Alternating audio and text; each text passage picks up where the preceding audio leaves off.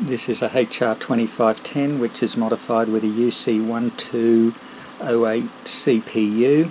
I'm going to show you how it functions, which is just a little bit different to how it originally did.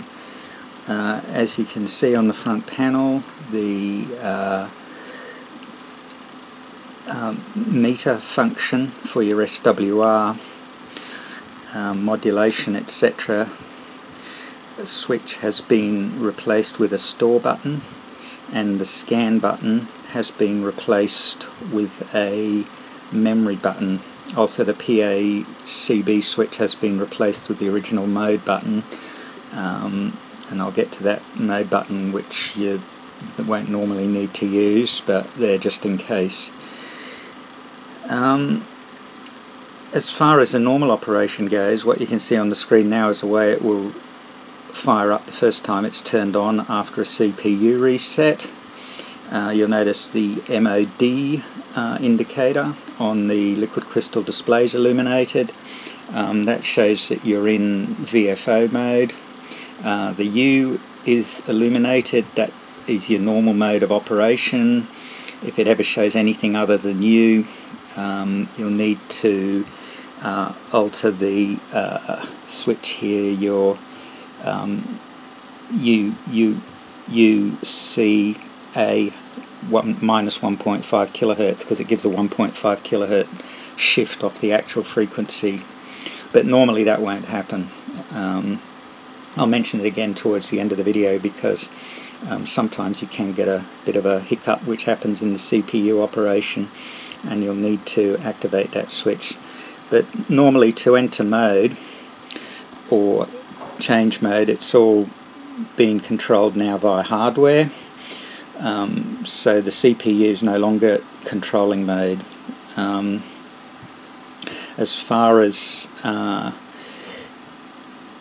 operation of your memories go, your memory mode is simply start off in VFO. Always start in VFO mode, because sometimes if you don't start in VFO mode, there's a little bit of a hiccup that can happen, and it'll actually inadvertently enter a frequency in a different mode, which then, because the CPU programs an offset, will result in the radio being off frequency. So always keep an eye on the U indicator, which is the original SSB mode on a HTX100, and indicates that the radio is in the proper output mode for the way it's set up, so all the modes will correspond correctly to the displayed frequency as a result of the hardware mods that fitted to the offset oscillator.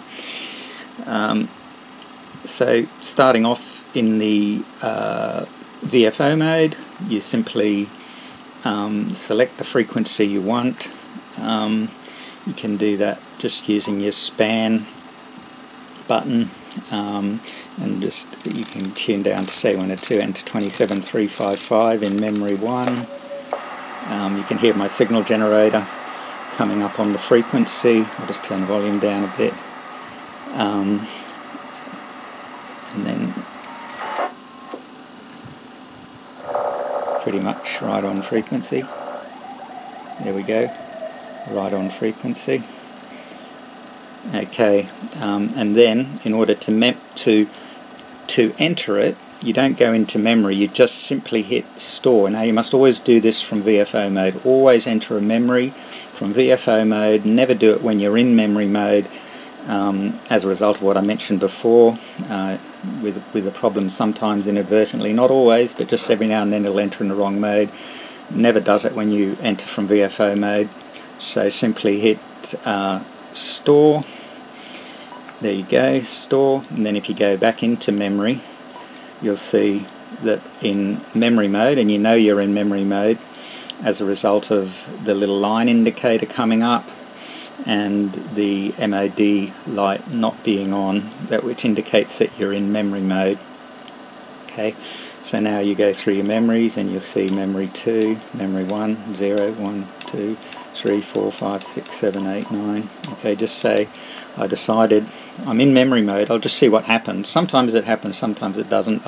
I'll be unlucky making this video and it'll all work perfectly. But every now and then when you're in memory mode and you try and enter a memory, so I'll go through my memories and then back up to memory. Say in memory 9 I wanted to enter, say, 26.285, and I go through my bands and I find 26.5, and then I go span and I go 26.278, span 285, and you can see I'm actually in memory mode, which is something that you shouldn't really do. And then I just hit store while I'm in memory mode, and then I went back into memories. Okay, that's back into VFO, I should say. You know you're in VFO because your mod light's on. You go back into memory, and yes, it's done it. You see you've got the error. So you're not actually on 26.285, you're close to it, you're 1.5 kilohertz off. So whenever it comes up with that A on the display, you can correct it by either going back into U and hitting store again and then going back into memory, and you're right. But if you want to avoid it ever happening, just simply always enter your memories when you're actually in your VFO mode, which is indicated by your MOD light. So I go back into VFO, and you're back in your VFO mode, indicated by the mod light. Okay, I'll just enter another memory just to show you, confirm how it works. So say you then go through while you're in VFO mode. You should, like I said, always enter your memories from VFO mode. You go back through. We'll find a memory. Just go temporarily into memories. I'll find a memory that I want to enter. So say memory 6. I've decided I want to enter. Going back into VFO mode, and then I'll select a frequency. I may want to put, say, 27155. So I just go span 355 and then go back to 155. That's channel 16, 27155. I'm in VFO mode.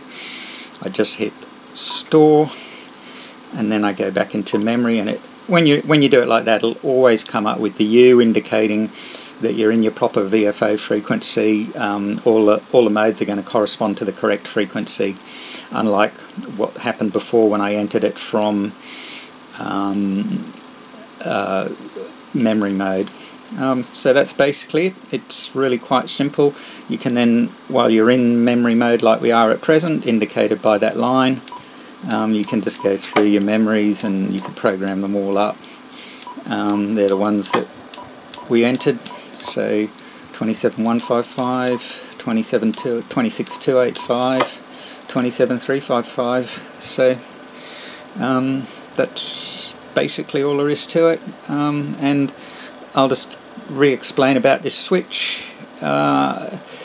It gives a 1.5 shift to the code that programs the PLL, and it was used in the original HTX100 to do the memory shift. And they've got the narrow filter, and they only had CW and SSB, so it only gives a 1.5 kilohertz shift in frequency. Completely inappropriate for this radio, so it's not really necessary. I only put the function in there in case it ever does what it inadvertently can do if you enter your memories when you're in memory mode. If you enter your memories from VFO mode, that'll never happen. And that switch can also be used if you ever wanted to get a sudden 1.5 kilohertz shift, just to see, you know, exactly from your RIT without changing anything else. It'll just give you that exact shift. And that switch will give, you see, the original CW, the original SSB from the HTX100. Always leave it in U, you know, C on the display, or U, and that's all. And sometimes when you enter your memory's in memory mode, it'll come up with an A, and you can just reset that to either C or U if it ever happens, and just re-enter the memory, and you're done. So that's it, warts and all. HTX100 with a I don't know if you can see that here. There you go. That's it. That's the UC1208. Probably not coming out real well. There's another photo shoot with all this done in detail. A million interconnecting wires from the 64 pins of the surface mount chip. That's it.